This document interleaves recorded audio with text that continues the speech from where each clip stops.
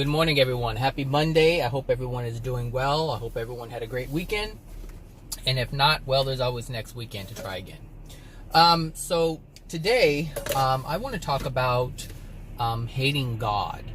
There are so many people that surround me who hate God. And it's mind-blowing. It really is mind-blowing. Because I don't believe I have ever hated God. At some point when I was younger and I was going through all that I was going through, I felt that God didn't care. At some point, I may have even believed or thought or felt that God didn't exist. But I don't ever remember having an active anger towards God. There wasn't really much I knew of God. Even in the short time that I was introduced to a religion, be it the Jehovah's Witness or the Baptist.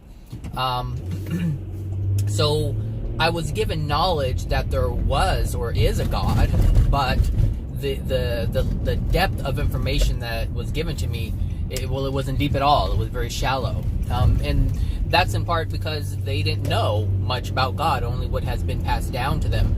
And still, that was man's version of who God is.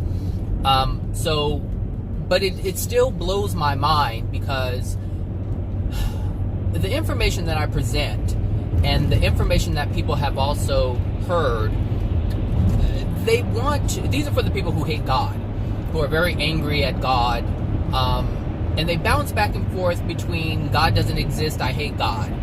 And that just goes to show the delusion or the confusion or the degradation of their soul. Hold on a second. Let's close my sunroof a little bit, maybe to quiet things down. So anyway, like I said, I've been surrounded by people who actively hate God. Like, they are like super angry with God. They just want to blame. They want to blame everything on God. And it really blows my mind. It really blows my mind. One because I'm not in that space, so I don't see how hating the one entity or the one being who can actually solve all of your problems. I just don't see the logic in that. And the bottom line is, the truth is, there is no logic in it. How can you hate the very person or blame the very person who has the ability to help you? Like, it doesn't make any sense. But obviously, it doesn't even make sense to the person, but this is what I wanted to talk about. I've spoken to people who hate God, and when I present the information or if they've heard the information themselves by AJ or whomever, they can see the logic in it. But when it comes to something that they don't agree with, they just go into a rage and they hate God all over again. It's like, this God system is stupid, and I'm like, okay, well, you were being logical a moment ago. What happened? Well, the pain's too great. And the thing is, if you understand God's laws, if you understand the universal laws, then what happens is you start to see the errors of your own ways. And this is what people don't want to see. They don't want to see that they're wrong. They don't want to see that they're unloving. Because they hold on to that anger and the rage to penalize or sort of convince themselves that they're protecting themselves with this anger and the rage. Like, for all of those who have hurt them, they want to project anger, or they want to project rage. They want to project dissatisfaction when these people didn't do anything. Well, let me back up a little bit because I'm mixing two things together. So the people who have hurt them, they don't want they want to use the anger and the rage to harm those who have hurt them. But at the same time, they want to follow this path and be more loving, but they won't allow themselves to, because the loving path doesn't allow them to project their anger and rage. And they want to hurt other people. This is their goal. Their goal is to hurt, harm other people. They want to make people miserable just because they're miserable. And some of them don't understand that they're doing this. Some people don't understand why they're doing it. They just do it. And sometimes they see it after the fact, but again, they don't want to see it because that would be loving. And that would cause them to look at their own degradation, their own unloving ways. And they don't want to see any of it. And so they'll project a great deal of anger towards someone else who's trying to help them. Whether it's another individual or God. It doesn't matter. Because this is what a degraded soul does. And they have to, at some point in their existence, they must come to this realization. Because if they don't, they will continue to suffer in their own pain, in their own rage. They stew in it.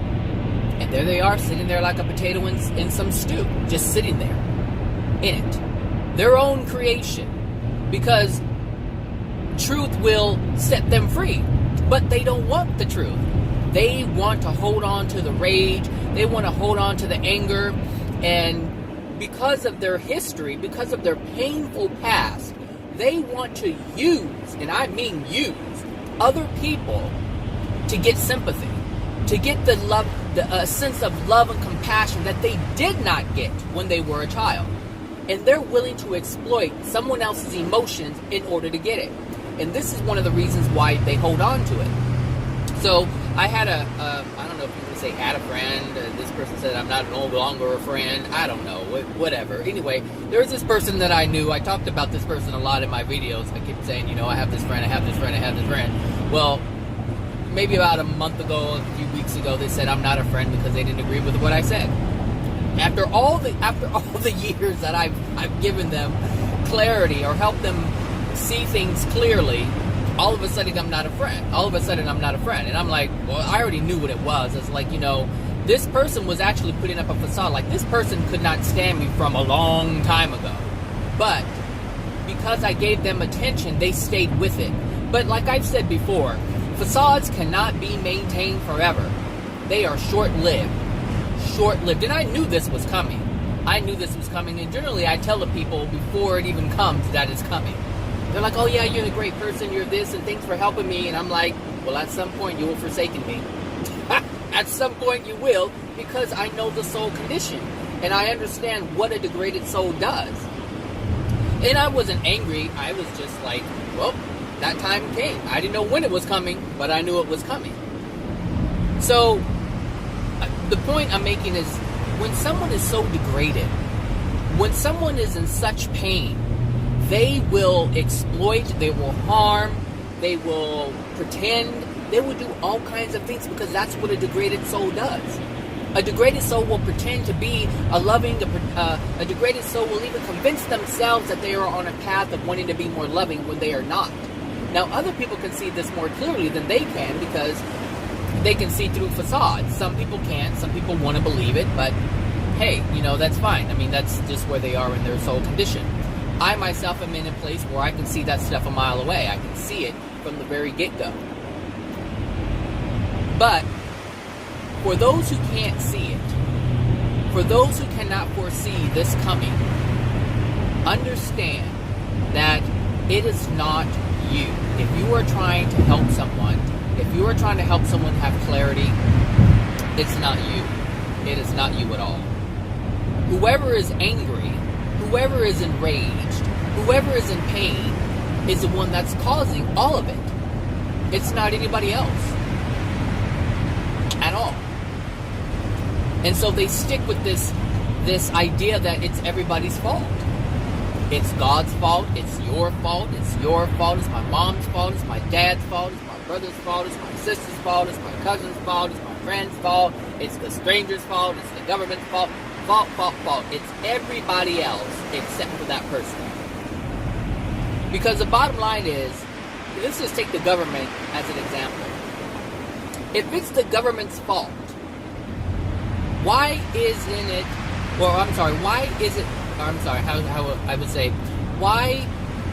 aren't all Americans here experiencing the same experience?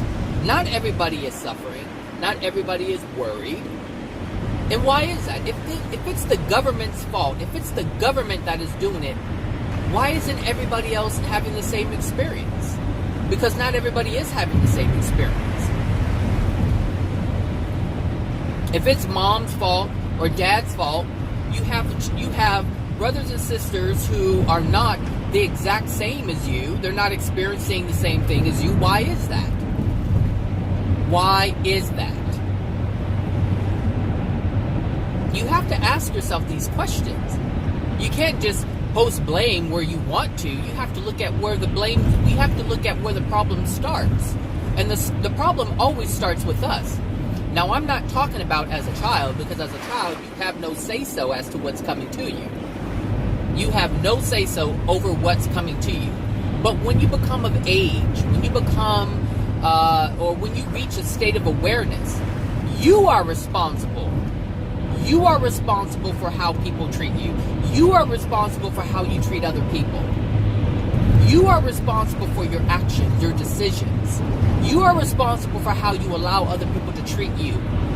How other people decide to or what they want to do with you. You decide whether you're going to go along with that or not. Because at any given time, you have the opportunity, the free will choice to walk away. Whether it's your mother, your father, your brother, your sister, your cousin, your grandparents, your friends, it doesn't matter who it is. You have the free will choice to walk away. Even your own children. Even your own children. If they have become of age where they are aware of what they are doing, I'm not talking about young children who are helpless and they still need you to provide and take care of them. No. I'm talking about children who are of age, who know exactly what they're doing, who know exactly how or why they're projecting the rage at you, mistreating you, disrespecting you, but understand you are part of that, the reason why they are disrespecting you. You are the cause of why they're doing it. But you don't have to accept it because they are using their free will to project it at you. And so you have the right to walk away. Dang, it's cold in here. You have the right to walk away. And, I have another friend who is going through this right now. They're parents, or they're a parent, and they're having a hard time with the children. Disrespectful, unruly. Now understand, the parent is the reason why they are feeling the pain that they have. Now, the child or the teenager or the 20-year-old or however-year-old, they are using their free will choice to suppress their pain and project it at their parents. And so the parent, if they have become aware of what is loving and what isn't, to remove themselves from that. Because that is self-love. You must love yourself first. If you demonstrate to your children or anybody else that you're not willing to put up with that, then that's the only way to show them. If you're willing to do it yourself, then you are leading by example, and that is the best way to lead. It is the only way to lead. You must show them by example. And so when you start pulling away because people are treating you in an unloving manner, they start to see what's really going on. Because if they really want a relationship with you, then that means they're going to have to change their tune. They're going to have to change the condition of their soul. They're going to have to open themselves up to humility. They're going to have to be able to look at everything within them. They're going to have to look at their pain just as their parents are acknowledging their part in their children's pain. Now the mother or the father, they have to admit to themselves and to their children that, hey, look, I know I caused a lot of damage within you, and I apologize. I'm sincerely apologetic for what I've done, and I did not know what I was doing, but I know now. I know now. I know now what love is, and I have to love myself.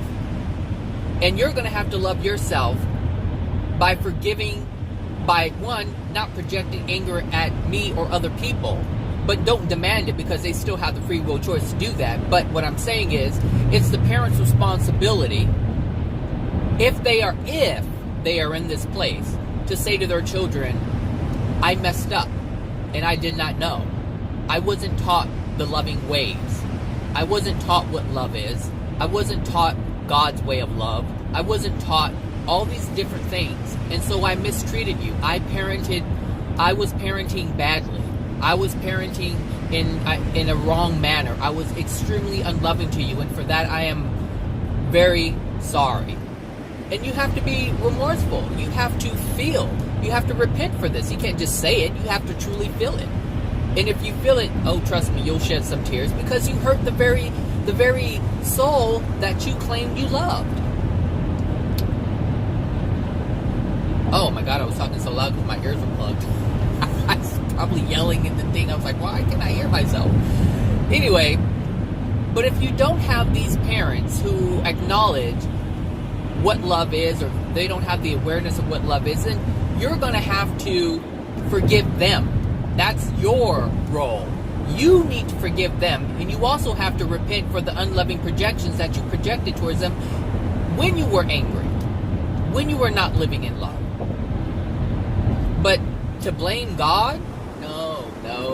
And I'm not saying don't do it. You do whatever you want to do. It's your business. It's your soul. It's your life. It's your experience.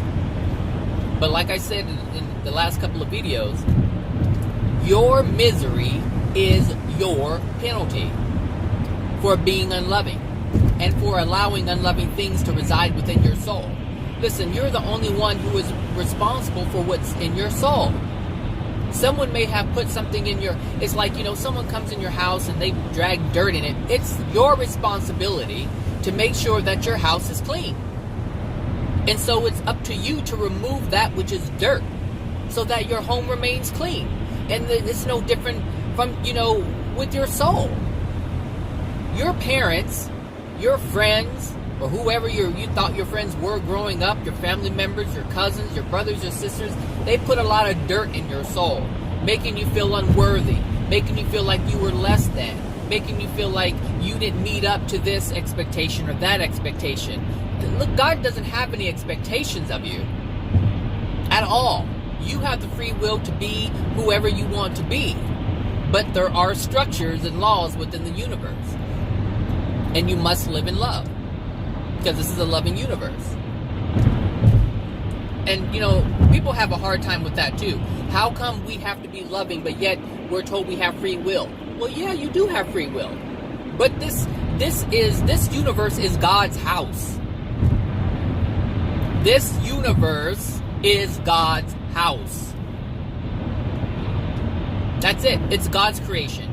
God can do whatever God wants to do with his universe, and God has set up the structure of love within the universe. It's imbued within the very fabric of the universe. So it's not for you to say you want this or you want that. No, you have free will, but understand this is still God's house. You must respect it. And if you don't, there are consequences.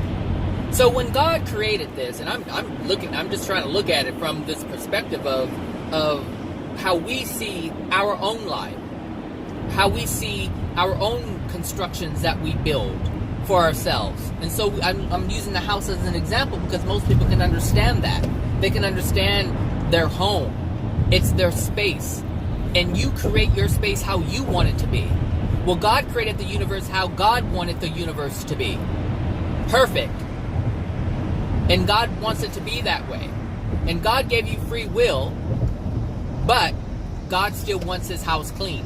And so this is what the universal laws are doing. Making sure that the universe remains in a pristine condition. And being that we keep messing it up, the laws are imposed upon us with greater intensity until you get it. Because you're going to benefit from a clean house just as much as God is going to benefit from his house remaining clean. Everything functions properly. You go into someone's house and things are all over the place and you can't find it. It's complete chaos. You can't figure anything out. People look for something, they can't find it. They're confused. What's going on here? What's the system? What structure is in place? Nobody knows.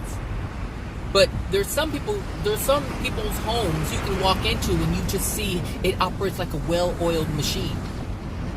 People know where things are. And the visitors who could potentially be living in chaos looks at the structure of the home, looks at how things operate, and they're like, wow, Look, everything just flows so easily, so nicely. People are so nice and loving. Wow, that feels good. Look at all the abundance of love here. Look at all the things here. Look at this. Look at that. Look at how they enjoy life. Come on, growing up at some point, you either had a friend who lived in poverty and there was complete chaos in their house, or you had a friend and everything had a great deal of structure. There was an understanding. Everyone knew how everything operated. There wasn't any question as to what was going on because everyone knew exactly what was going on.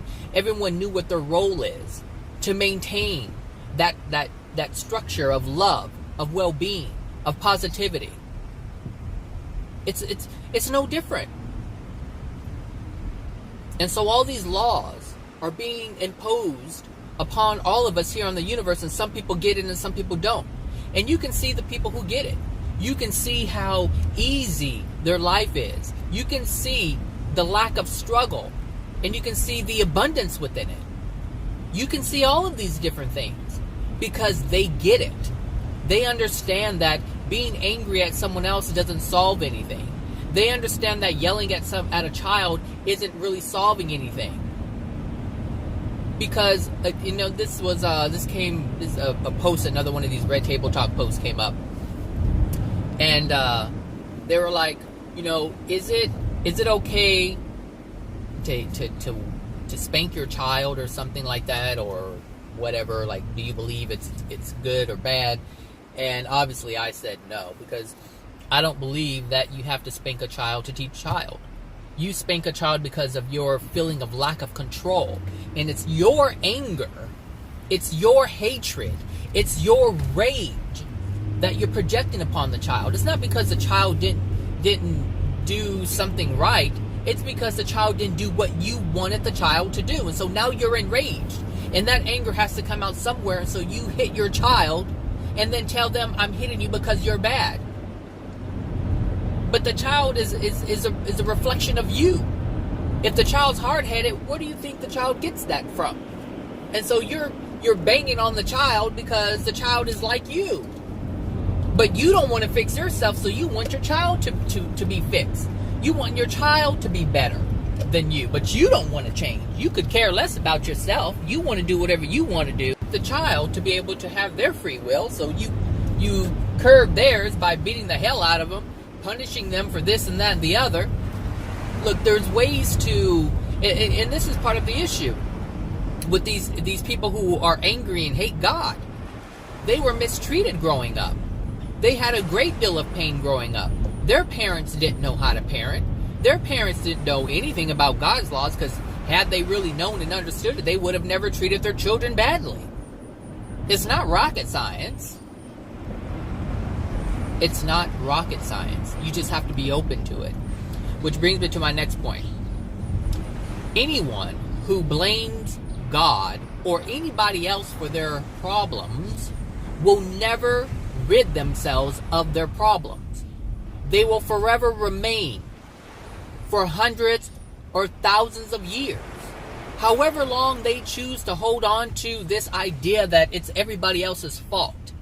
As long as you hold on to that false idea, you will forever live in misery. That is your life that you are creating for yourself. And the only way to get out of that is to let it go. And what I mean by let it go, I don't mean forget it or ignore it. I mean acknowledge the pain that you have, or that has been put upon you by those who were unloving in the very beginning of your life. You have to let that go. You have to look at it for what it is, release it, and understand that any anger that's projected at you is never because of you. It's because of them. But your denial of it will attract someone who also denies it, which means you will experience the pain. You will experience the pain because they are denying their truth. The truth. And since you're denying the truth, Now you have to experience what you're doing to other people. What do you think? Why do you think you keep having these experiences of people mistreating you? Because you keep mistreating people. When people try to help you, you want to harm them. And when people do things to piss you off, or do something to take something from you, or make you unhappy, why do you think that's happening? Because you're doing the same to other people. That's your consequence. And it's all happening because you believe a lie. You believe an untruth. You believe that it's you. And this is why you get angry. Meaning you believe what they're saying to be true. You believe you're deserving of this. So when people get angry at me and they call me this or call me that or reject me, I understand why it's happening. I understand it's because it's my law of attraction due to the things that are within my soul that were put there when I was a child. But I understand not to respond in like. I understand that. So, do I get mistreated by people? Absolutely. I get mistreated by people all the time. But I do not respond in like. I do not hate them in return. Why? Because I simply understand why they're doing it. And I understand why it's coming to me. It's all about understanding. But people who hate God, people who hate God cannot have this clarity. They cannot have this clarity. People who do not, when I say who don't believe God or believe in God, I mean God's universal laws, the structure of the universe. If you do not understand or want to understand God's structure, God's universe, then you can't have the clarity of the universe. You can't have the clarity that truth brings you because you're not willing to accept it. You're like, no, I don't believe in God, and I don't believe in this bullshit. I don't believe in AJ stuff. It's just stupid. And he doesn't know what he's talking about. So be it. Meanwhile, you're living in misery. Meanwhile, you're angry all the time. Meanwhile, you're depressed. Meanwhile, you're wanting to commit suicide. Meanwhile, you're hating on this person. Meanwhile, you can't pay your bills. Meanwhile, you can barely eat. Meanwhile, you can't have a relationship. Meanwhile. I mean, that's how it works. That is exactly how it works. But you can't see what I'm talking about because you don't want to believe in God's laws. You don't want to believe that this is a structure. You don't want to believe that this is how it works. And because you don't want to know the truth of how it all works, you can't benefit from the truth of how it all works. So, what you have to do is live in your own creation, whatever that is. If you believe that it's someone else's fault, then you live by that, but you must also live by the consequences of that. If those are your rules, then you must live by the consequences of your false rules, of your false beliefs. That's it. And I don't care who it is or what it is. The truth is the truth. I didn't make it up, but I'm sure damn glad I found it because I remember life when I didn't understand it. And it was freaking ugly. It was ugly. It was so ugly. I didn't want to be here anymore. At some point when I was a child, I was like, gosh, I wish I was dead because this is awful. This experience that I'm having is awful. Like, I did think that as a child. But I understand it now. The thing is, this is when I was a young teenager, or even actually younger than that. I felt like, gosh, I don't want to be here. Why was I born? Like, this is how I felt because of all the pain that I was experiencing as a child. But you have people who are 30, 40, 50, 60 years old who are still feeling that. And that, oh gosh, that's a shame. That is a sad shame. But it is what it is. And they feel this way because they continue to hold on to their anger and their rage. I didn't hold on to mine like that.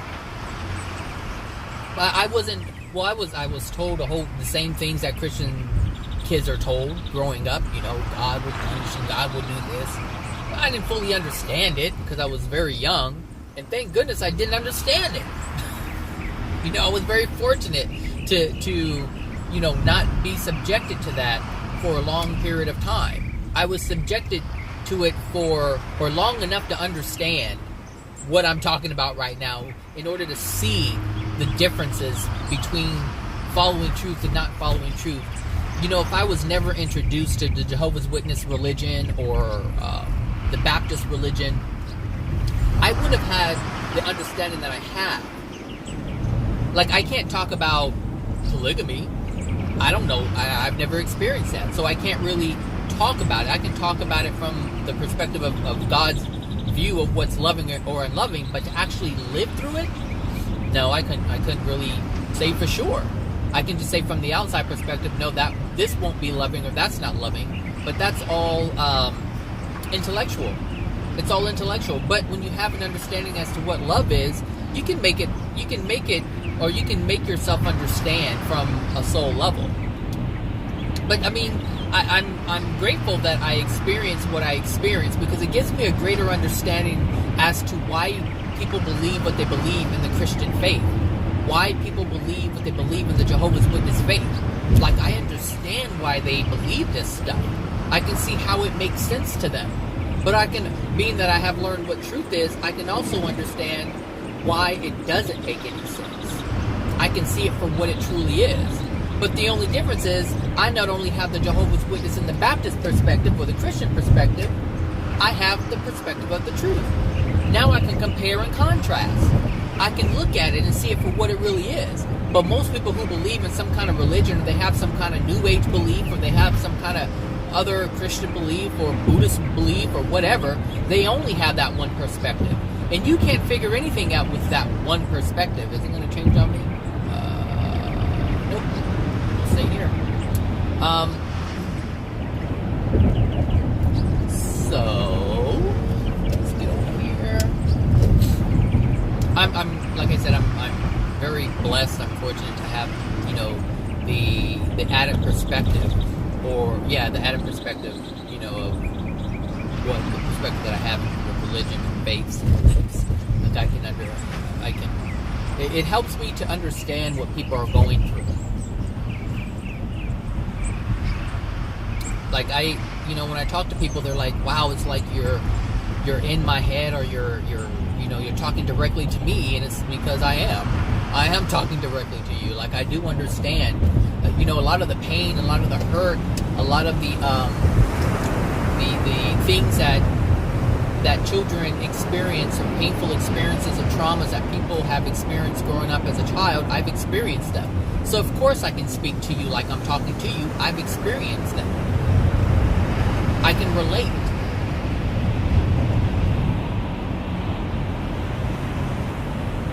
It's that easy. It's that simple. The reason why I'm able to relate to a lot of people, they feel like I'm talking to them specifically and directly, is because I've had a lot of trauma in my life. I've had a lot of pain growing up from my family in general, from my mother, from my father who wasn't even present. So I have pain from not having a father. I have pain from the things my mother did. I have pain from the things my grandmother did. I had pain from the things my cousins did, my aunts, my uncles. You name it, I got it. You name it, I've experienced it. So of course I can talk to people. It's easy. I'm just looking at my own life and having an understanding. And the thing is, all of these people who come into my life, all of these people who come into my life, help me to see me. They help me to see the things that I've suppressed. And I know this. Most people don't know. They think, oh, he's helping me. Oh, no, you're helping me as well. I'm getting something from you, sharing your story with me. And I'm helping you give clarity, because I understand exactly what you're going through. That's how this works. If you live in love, which is something I'm trying to do, if you attempt to live in love, and you're successful in doing that on this level or that level, it doesn't matter what levels, there are many, many levels and subjects that you can live in love on, or about, or whatever. If you live in love, you get what you need to improve yourself. And so when I try to help people, with, getting clear as to why they're experiencing what they're experiencing, I'm trying to help another soul understand their life experience, because most people don't understand why these things are happening. And so I try to help them get some clarity. And in return, they feel open enough to share with me their struggles, their life. And when they do that, I see mine all over again. And I'm like, wow, I remember feeling that. And so what I'm telling this person they have to release, I also have to release. But only a loving person can get that. Only a loving person can get that. Because that is going to help them that's going to help them allow more love within their soul. Because now they're becoming more aware of what needs to be released in order for more love to be in their soul. A degraded soul can't get that, because the degraded soul is not open. And this is the issue with these people who come to me and ask me for some type of clarity. I don't go searching for them. They come and find me. Why did they find me? Because somewhere in their soul, they have a desire for clarity. And since I'm one of the individuals on the planet who has it, and I'm not saying I'm the only one, there are many people out there who have clarity, who have an understanding as to why certain things happen. I'm not the only one. I don't profess to be the only one. I don't claim to be the only one.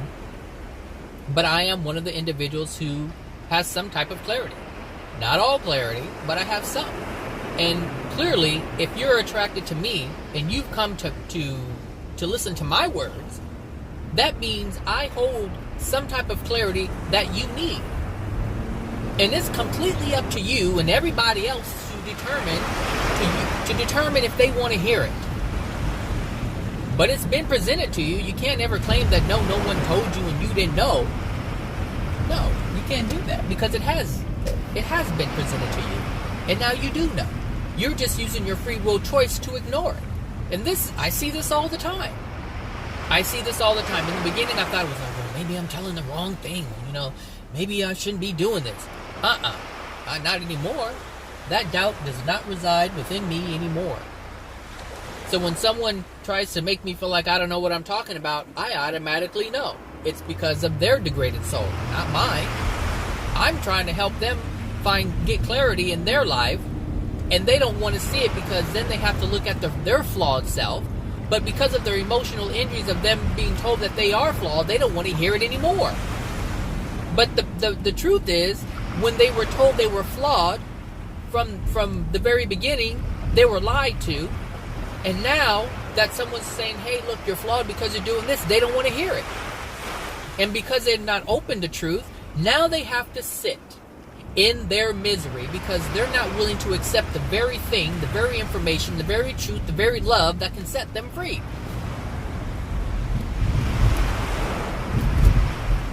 Yep, that's how it works. So anytime anyone walks away from you when you're trying to help them and trying to show them the truth of their ways, understand it's not you. And allow them to hate God, allow them to hate you, allow them to... Look, if anyone has the free will choice to hate whoever they want to hate, but you do not have to accept that hate. God does not accept that hate. You shouldn't have to accept that hate. You should not accept that hate.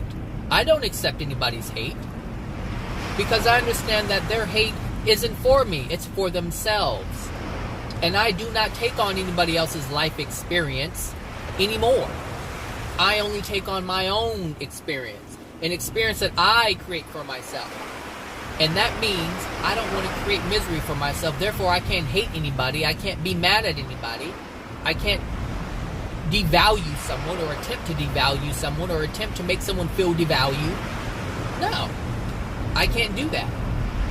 I'm not going to try to shut you down because you're trying to shut me down. You can't shut me down because I understand what I'm saying is true.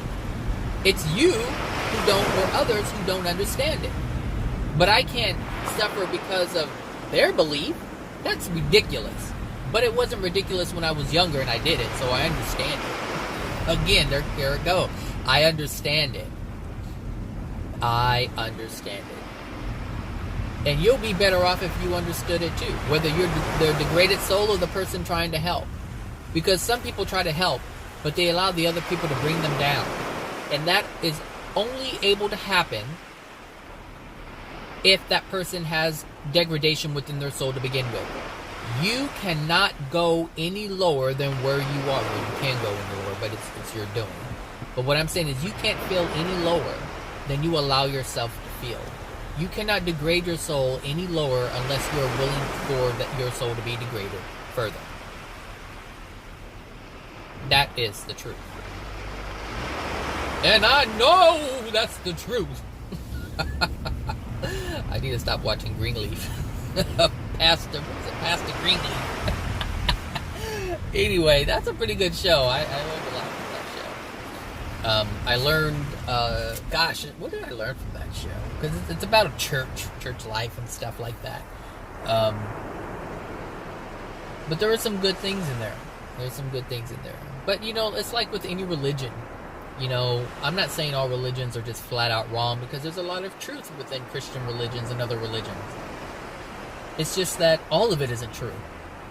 But gosh, there are some many great things. I mean, I even find myself posting on my Instagram at times, verses, Bible verses sometimes. And I don't even read the Bible, but, if I see one, if I see someone post a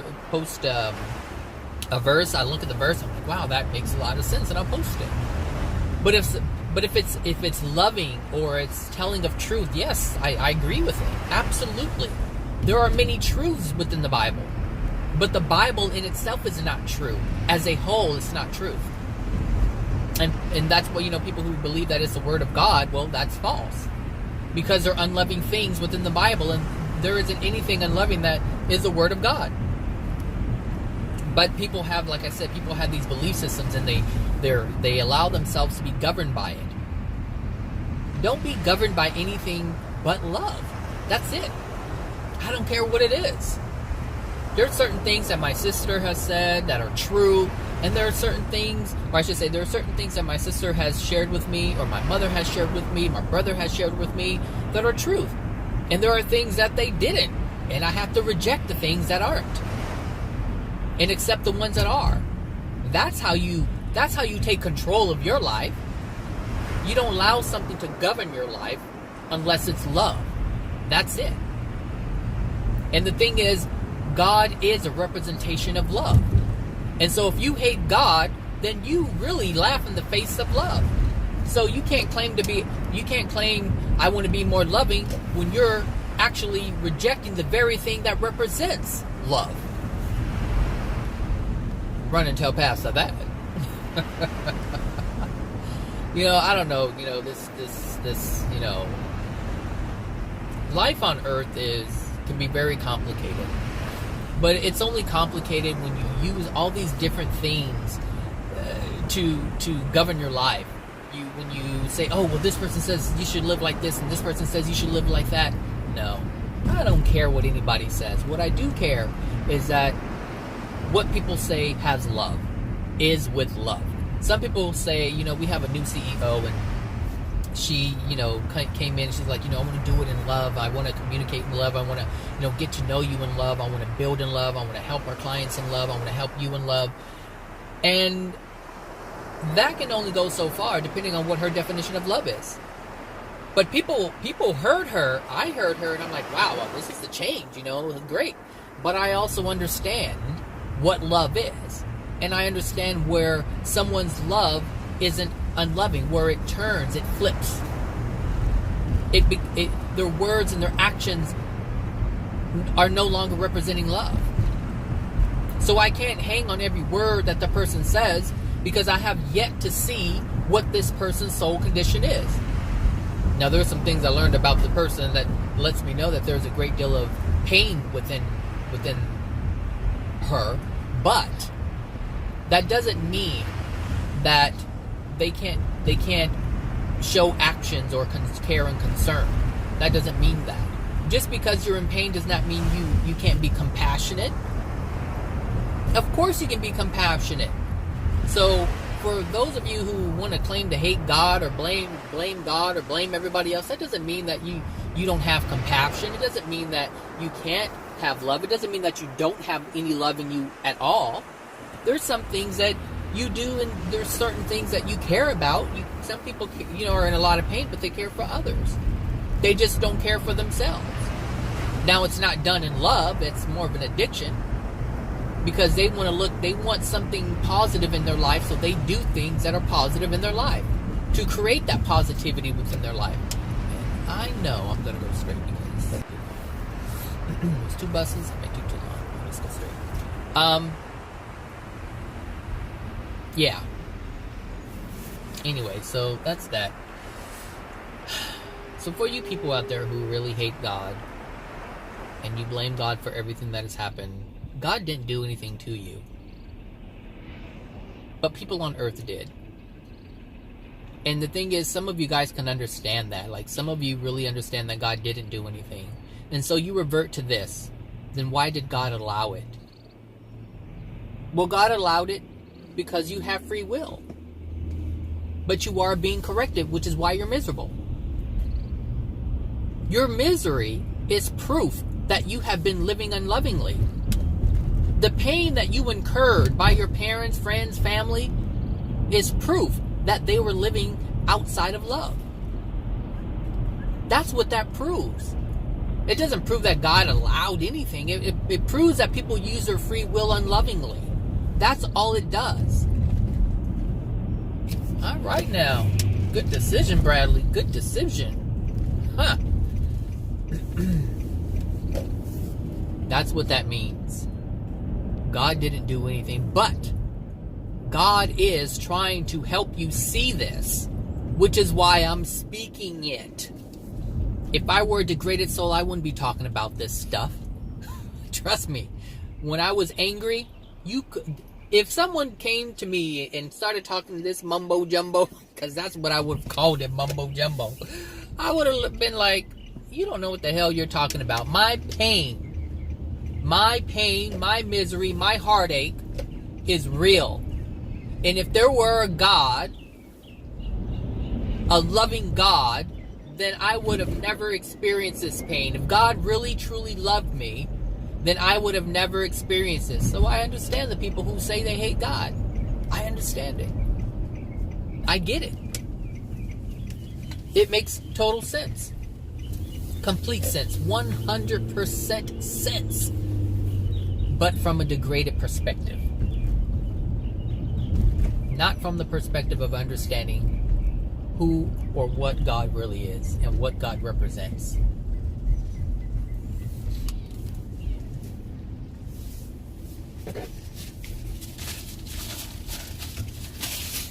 Anyway, hold on a second.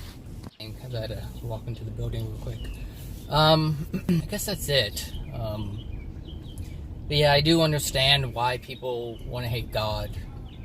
I mean, there's a great deal of comfort that one provides for themselves as they hate, as they allow themselves to be angry. Because what they're doing is they're saying, it's a way of them acknowledging their pain, but at the same time, it's not allowing them to be accountable and having the power to release themselves from the pain. And the thing is, like, if you understand God's system, if you understand God's laws, if you understand the truth of how we operate as souls, if you understand just the truth of it as a whole, then you allow yourself the ability and the freedom, and you gift yourself, you gift yourself everything you need to not be in pain anymore. Like, that's what you do. Like, that is the consequence. That is the gift given to you when you acknowledge and live by truth. So it's not just about acknowledging God, because a lot of people who, listen to like divine truth and things like that, even Christians who actually know part of the truth, they're not able to live it. You have to be able to live it. You have to be able to say to yourself, this is the right way. This is the right way.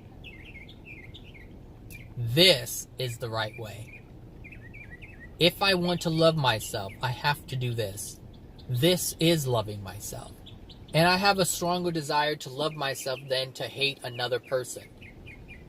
But you have to give up. You have to give that up. And the thing is, it's hard for people to give that up because that's all they know. Their parents were angry. Their brothers and sisters were angry. Their cousins were angry. And because they were angry, they mistreated. And now they want to pay them back by being angry and mistreating them. Whether it's a son or a daughter who prevents their parents from seeing their children, you'll never see your grandchildren again. And they use that because they're so angry, not understanding that they're causing more pain for their grandchildren and themselves. That's what's really happening.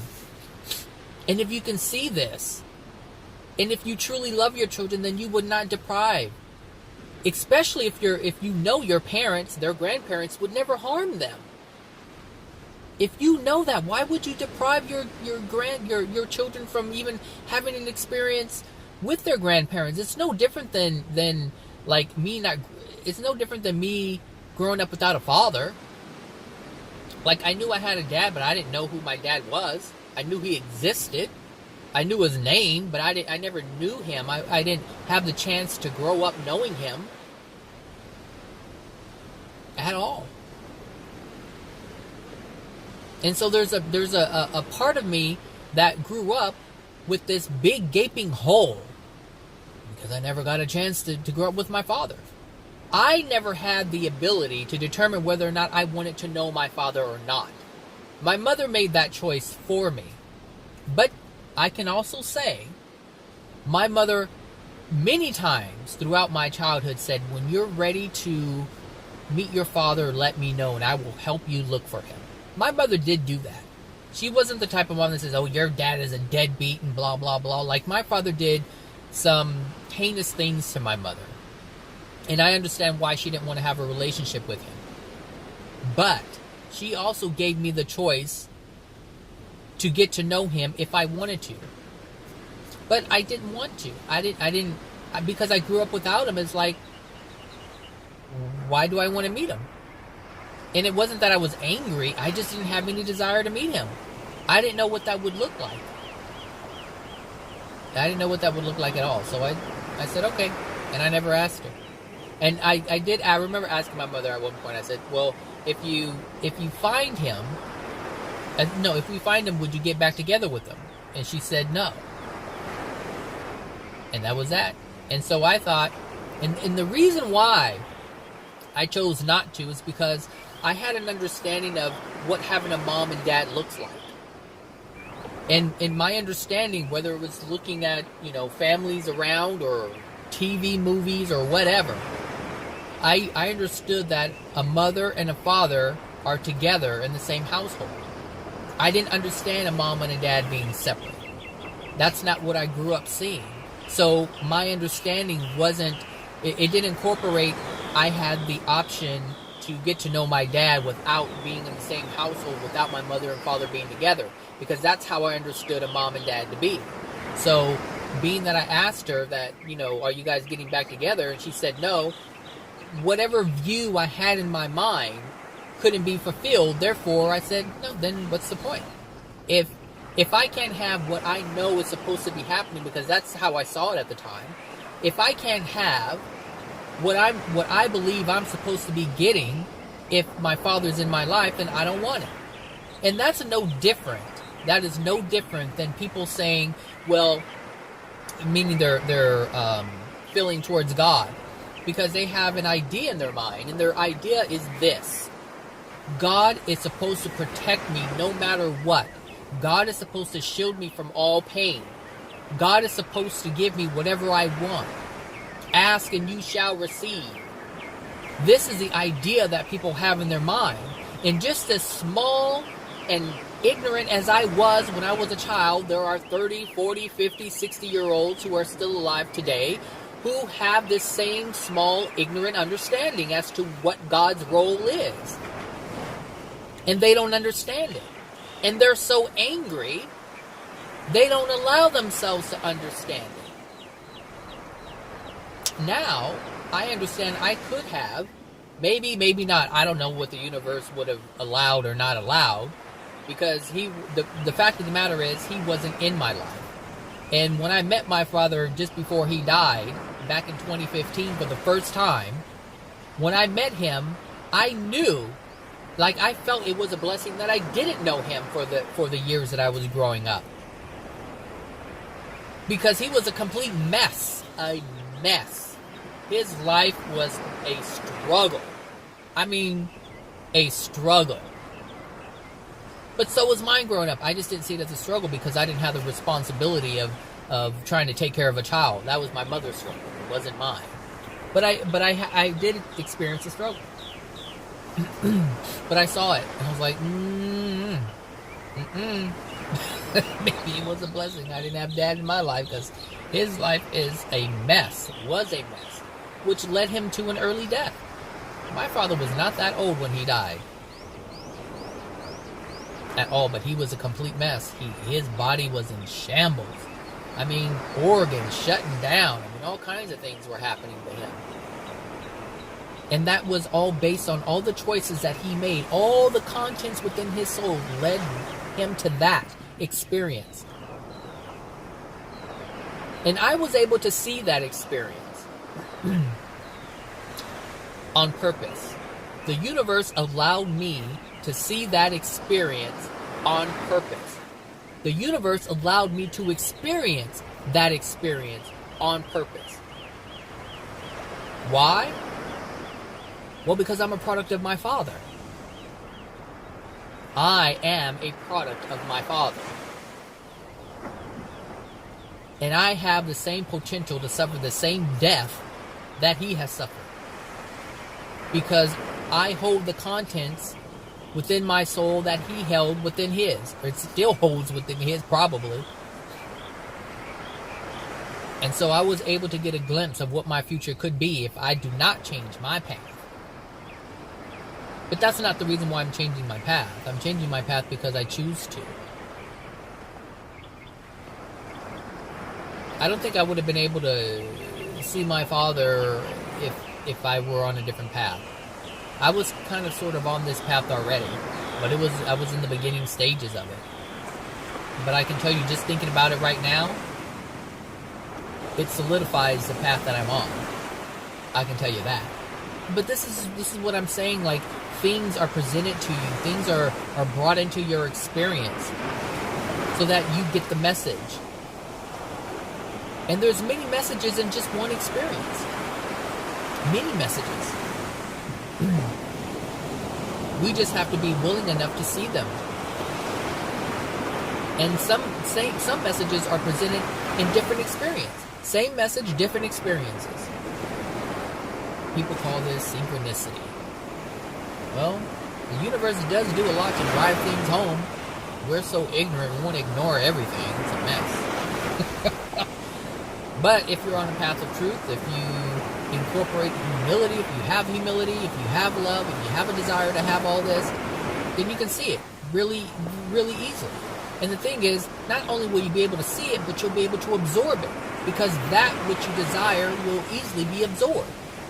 People try to get on a path of being loving because they want their life to improve. I'm not looking for my life to improve. I'm simply looking to be more loving. The improvement is a byproduct of that. It's not the reason why I do it. The majority of people that I come in contact with that are on this path, they want to do right so their life changes. I just want to do right, and automatically my life changes. There's a difference. It's the intent. Do you want to be loving for the sake of being loving, or do you want to be loving because you get something in return? Well, that's not love. Not unconditional anyway. It's conditioned. I'll do this if I get that.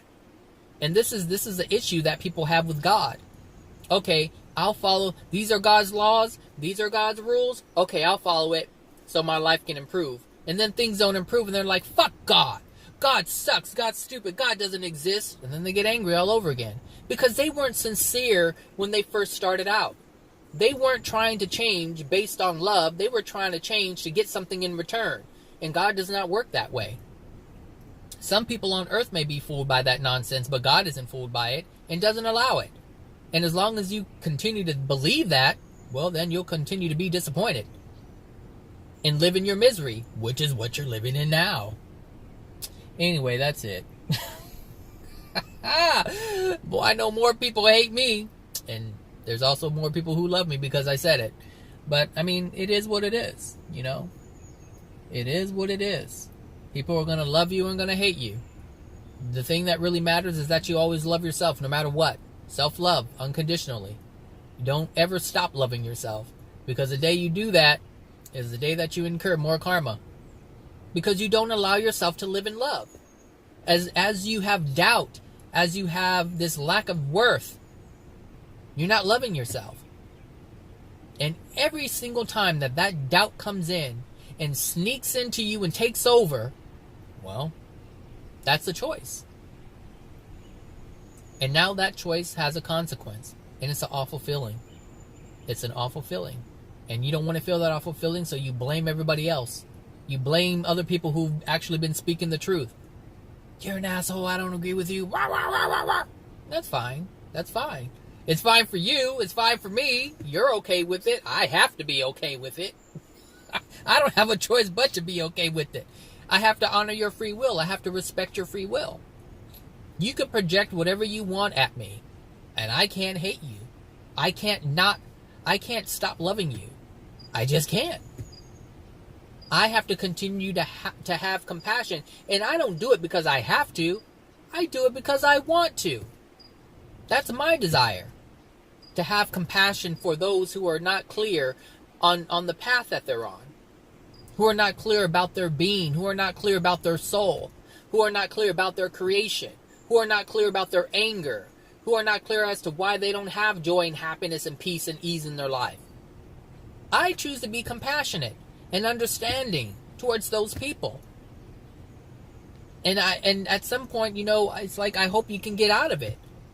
Because if you can, you'll have a better experience. And if you have a better experience, well, other people around you have better experiences.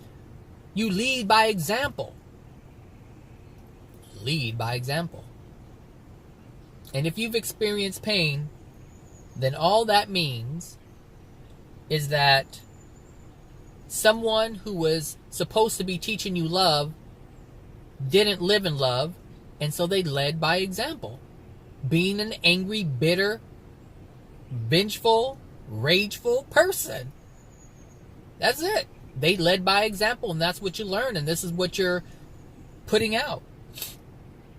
It's not rocket science, people. It definitely is not rocket science. All right, everyone. Have a good one, and I'll talk to you guys later. Bye now.